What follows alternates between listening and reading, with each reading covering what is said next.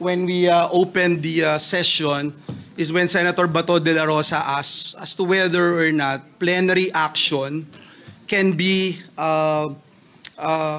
superseded, Mr. President, by any action of the committee or even the Senate President. Mr. President, let me put on record my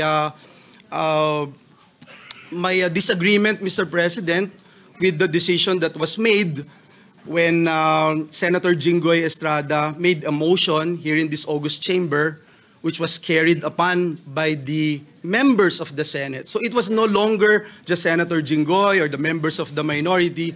It is the entire Senate who made that decision. And we wanted to put on record, Mr. President, why we supported that motion of Senator Jinggoy Estrada. Mr. President, last Tuesday, when this guy, the assistant district engineer from DPWH, mentioned the name of this representation and that of Senator Jinggoy, he immediately stated that he is scared of the Senate. He is scared of the Senate because he mentioned two senators. And during that time, Mr. President, Senator Tito Soto is already the Senate President. And then afterwards, a lot of congresspersons would say that he is safer in the House of Representatives. And then the lawyers of this fellow would mention na ngayon, all of a sudden, safe na siya dito sa Senado. It puts a bad taste in the mouth, Mr. President, na para po bang may mangyayari sa kanya pag nandito siya sa Senado. And that's why, again, when Senator Jinggoy made that motion, we all supported him. And not just the members of the minority, but the entire members of the Senate.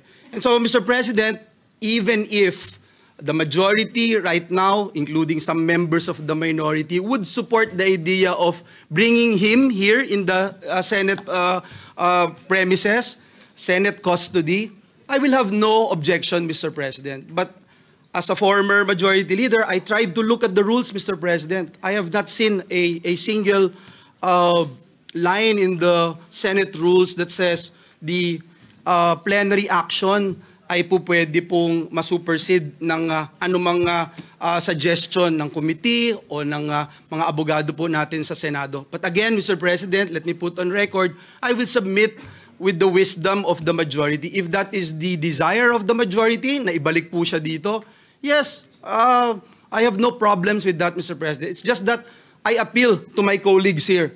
Dear colleagues, kung kayo ho dito ang isa sa mga pinangalanan, kahit wala hong ebidensya, kung kayo po dito ang ginawan ng, sabi nga ni Senator Cayetano, hindi screenshot picture ng isang telepono. Kayo ho yung gawan ng ganun.